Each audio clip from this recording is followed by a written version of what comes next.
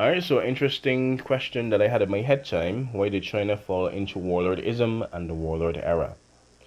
The warlord era was the culmination of long-term structural decay in the Chinese state, accelerated by the collapse of the imperial system and the sudden death of a centralizing autocrat. The transition from a unified empire to a fragmented landscape of competing military cliques was driven by several key factors. The power vacuum after Yuan Shikai. The most immediate cause was the death of Yuan Shikai in 1916. As the leader of the powerful Beiyang army and the second president of the Republic of China, and the first emperor of the new Empire of China, interesting guy. China is an interesting place in the 20th century. Yuan had managed to hold the country together through a mix of military might and political maneuvering. When he died, there was no institutional mechanism for a peaceful transition of power.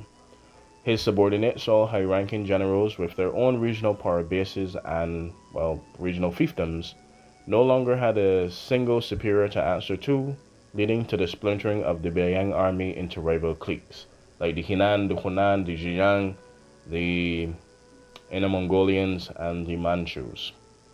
Now, historical decentralization. Alright, we're not going to blame everything on Yuan just yet. So long before 1916, the Qing dynasty had been losing its ability to exert centralizing control. They had provincial militias for first off, but China's huge. But during the 19th century, internal conflict like the Taiping Rebellion, the Qing government struggled to fund and even manage a new national army, authorizing local elites to raise their own regional militias and armies. These forces were often loyal to the commanders rather than the central government in Beijing, and were often loyal to their region than Beijing.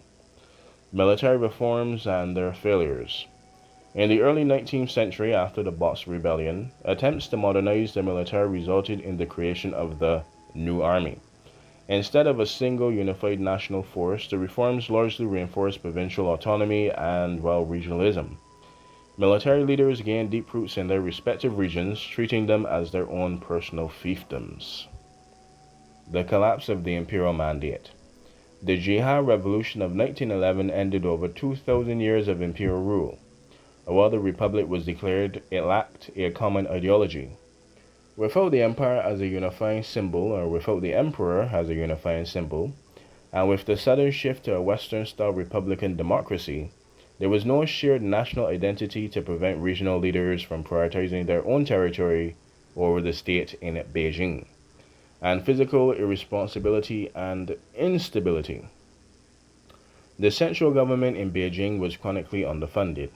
Without enough tax revenue to pay for a national military, the government became a hollow shell of what it wanted to project and represent.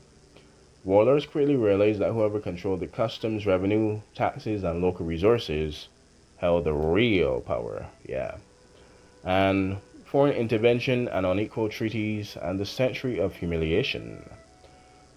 Now, China's landscape was further complicated by foreign powers, you know the ones. Now, various nations like Japan, Britain, the United States, Italy, Austria-Hungary, Germany, and others often backed different regional warlords to protect their own economic interests, concessions, and trade routes. This external support provided warlords with the funds and weapons necessary to sustain their armies and remain defiant against any attempts at national reunification until the Northern Expedition of 1926 and the anti-warlord era of the mid-1920s. But in essence, the warlord era occurred because China's political institutions had weakened to the point of collapse or were non-existent.